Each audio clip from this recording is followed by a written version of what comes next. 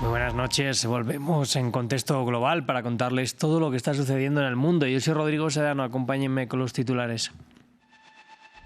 El Departamento de Justicia apuró hasta este viernes, último día de plazo dado por el Congreso estadounidense, para publicar los archivos del pederasta Jeffrey Epstein. Son miles de documentos que, sin embargo, no son todos los que poseen, pese a que la ley obligaba a publicarlos por completo. Tenemos reporte. Y Donald Trump ha confirmado que Estados Unidos ha bombardeado posiciones del ISIS en Siria. Esto tras un ataque de un presunto miembro de ese grupo el pasado sábado, que mató a 2 soldados estadounidenses y a un traductor civil. Medios brasileños señalan que el expresidente Jair Bolsonaro saldrá de su reclusión para ser sometido a una operación quirúrgica. El juez Alexandre de Moraes así se lo ha concedido al exmandatario, que cumple 27 años de prisión por intento de golpe de Estado. Comenzamos.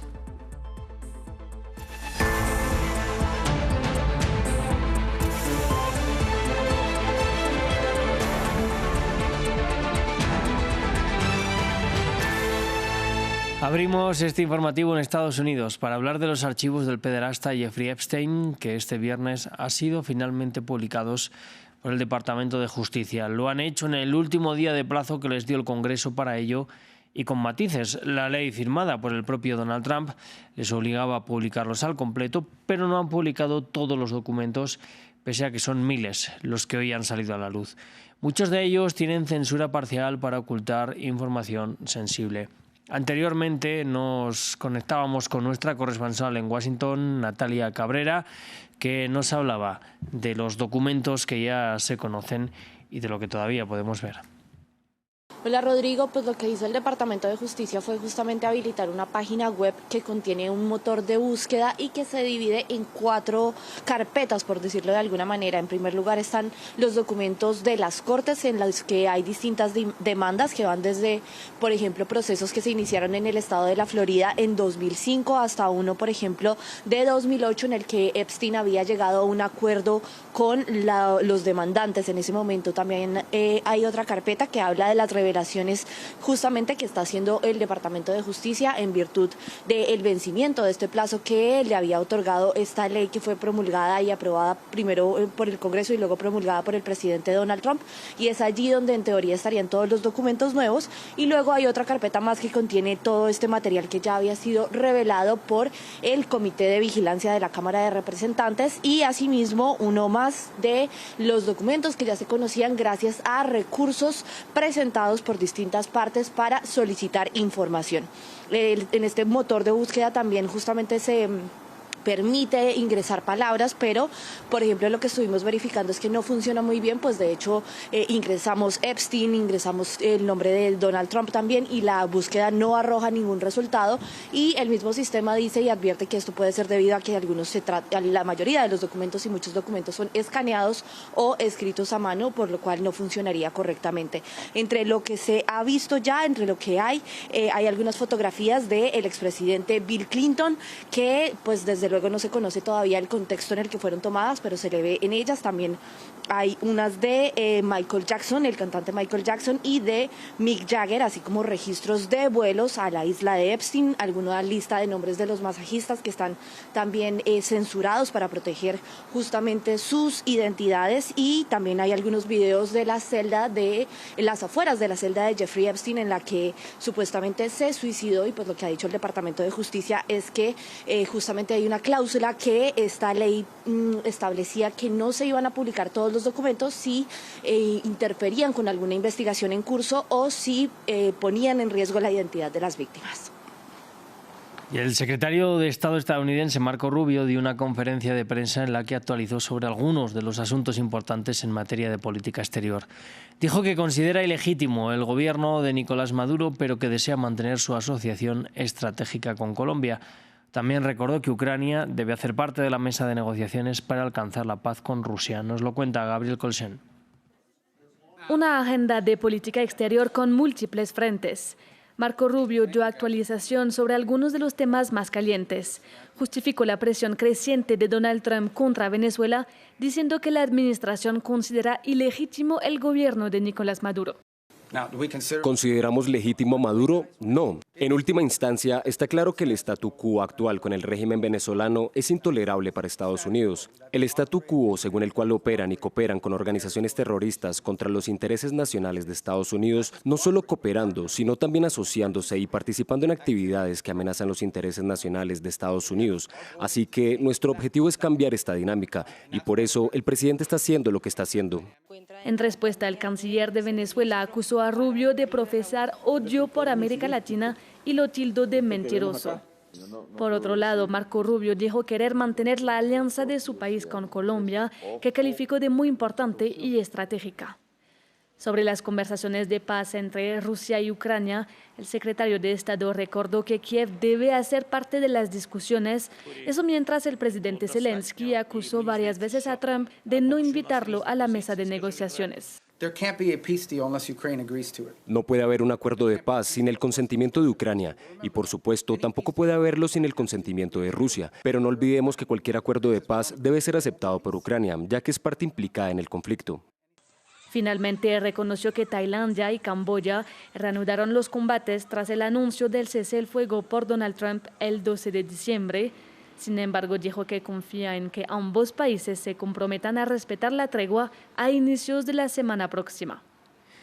Y el propio Donald Trump confirmó a través de sus redes sociales que ordenó el bombardeo de posiciones del ISIS en Siria, un ataque en retaliación a otro de un presunto miembro del ISIS el fin de semana pasado, que mató a 2 soldados estadounidenses y a un intérprete civil. El Ministerio de Exteriores sirio insistió en su compromiso de combatir al ISIS en su territorio. Debido al brutal asesinato de valientes patriotas estadounidenses en Siria por parte de ISIS, cuyas hermosas almas recibí en suelo estadounidense a principio de esta semana en una ceremonia muy digna, anuncio por la presente que Estados Unidos está tomando represalias muy severas, tal como prometí contra los terroristas asesinados responsables. Estamos atacando con fuerza los bastiones de ISIS en Siria, un lugar empapado en sangre y con muchos problemas, pero con un futuro brillante si ISIS es erradicado. El gobierno de Siria, liderado por un hombre que trabaja arduamente para devolver la grandeza a Siria y que apoya plenamente, se advierte a todos los terroristas lo suficientemente malvados como para atacar a estadounidenses. Serán golpeados con más fuerza que nunca si, de cualquier manera, atacan o amenazan a Estados Unidos. Movemos la mirada hacia América Latina. En Honduras continúa el escrutinio de las 2.792 actas con inconsistencias, un conteo que está estrechando el margen entre Nasri Asfura, el candidato apoyado por Trump, que va punteando, y Salvador Narrala, este último amenazado con no reconocer el resultado. Nos amplía Kenia Torres desde Tegucigalpa. En un ambiente de tranquilidad continúa aquí en el interior del centro logístico electoral el conteo especial de las 2.792 actas que mostraron incongruencias. De acuerdo al sistema de divulgación de resultados y de cómo se está moviendo en las últimas horas, el candidato del conservador Partido Nacional, Nasri Asfura, sigue al frente de las elecciones generales con un 40.26%. Salvador Narrala en la segunda posición con un 39.60%. Pero es importante señalar que a medida se siguen escrutando estas actas, Nasrallah se sigue acercando a Nasri Asfura. De acuerdo al último conteo, la cantidad oscilante de votos que marca la diferencia es de 23 a 25.000. Algo que ha venido a darle un poco de tranquilidad al público fue el anuncio que hizo la presidenta de Honduras, Xiomara Castro, quien en un acto público manifestó que respetará al ganador que proclame el Consejo Nacional Electoral y que después de la declaratoria iniciará una transición pacífica del próximo gobernante del país, cuya ceremonia se estaría realizando el próximo 27 de enero. Sin embargo, en las últimas horas, el candidato Salvador Narrala dijo que no aceptará los resultados del Consejo Nacional Electoral si no se escrutan aproximadamente unas 8.000 actas que, de acuerdo a su conteo y de su equipo de trabajo, presentan varias inconsistencias. Vamos ahora hasta Brasil, en donde el juez Alexandre de Moraes autorizó al expresidente Jair Bolsonaro a salir de la penitenciaría de la Policía Federal en Brasilia. Bolsonaro, condenado por intento de golpe de Estado a 27 años de prisión, debe someterse a un procedimiento quirúrgico para tratar una hernia inguinal bilateral, según informaron medios locales.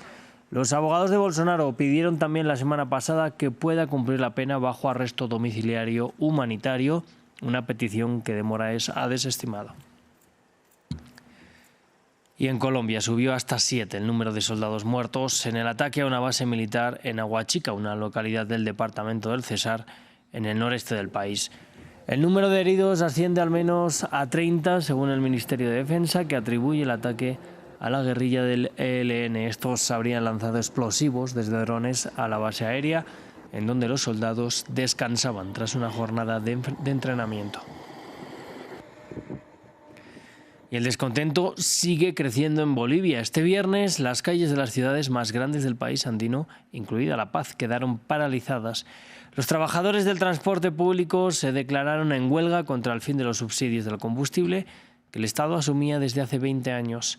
Y a pesar de que el Gobierno anunció que quiere convocar al diálogo, las protestas se podrían extender por todo el país. Leurel nos lo cuenta. Carreteras bloqueadas y llantas prendidas en fuego. Los trabajadores del transporte público en Bolivia salieron a protestar un día después de que el presidente Rodrigo Paz confirmara el fin de los subsidios al combustible. Como consecuencia, los precios de los alimentos y del transporte se dispararon, lo que estos manifestantes consideran una grave amenaza. No estamos de acuerdo y esta es una primera medida para que él analice, porque ha hecho una traición al pueblo boliviano. No solamente es al transporte, a todo ciudadano que vive de día a día. Era que espere después de Navidad, debería de lanzar su propuesta. No ahora que estamos cerca de Navidad, ¿cuántos días estamos? A una semana. Uy, no tenemos nada vendido. ¿Qué vamos a llevar para nuestros hijos? Mientras tanto, las autoridades sostienen que esta medida es necesaria para combatir lo que describen como una corrupción asociada a los subsidios al combustible. En una conferencia de prensa en La Paz, el ministro de Economía defendió la decisión y rechazó cualquier posibilidad de retirarla. El decreto 5503 se va a mantener porque es una señal absolutamente seria y optimista respecto del futuro de la economía. No podíamos seguir viviendo como estábamos viviendo, con un subsidio que le costaba al país $10 millones por día. El ejecutivo de Rodrigo Paz, que asumió el poder hace menos de 2 meses, espera que los recursos ahorrados por este decreto se llevarán ahora a la inversión productiva y a disminuir el importante déficit fiscal del país andino. Y en Taiwán, un ataque sembró el caos en el centro de su capital, Taipei, cuando un hombre atacó a la multitud en el metro con granadas de humo y un cuchillo. Al menos 3 personas murieron y otras 9 han resultado heridas. La policía informó también de que el sospechoso fue declarado muerto en el hospital tras saltar desde el 6º piso de un edificio. En medio del humo, el terror. Este viernes, un hombre mató e hirió a varias personas con arma blanca en el metro de Taipei antes de morir durante una persecución policial, según informaron las autoridades de Taiwán. Una de las víctimas recordó el momento en que fue apuñalada mientras esperaba a su hija para ir a cenar. Se me acercó por detrás. No me pareció un corte, sino más bien un golpe. Luego me dolió mucho. Entonces me di cuenta de que mi ropa estaba mojada y descubrí que estaba herida y sangrando. No vi lo que pasó porque ocurrió detrás de mí. Me di la vuelta y vi la gente tirada en el suelo que necesitaba primeros auxilios porque estaban sangrando.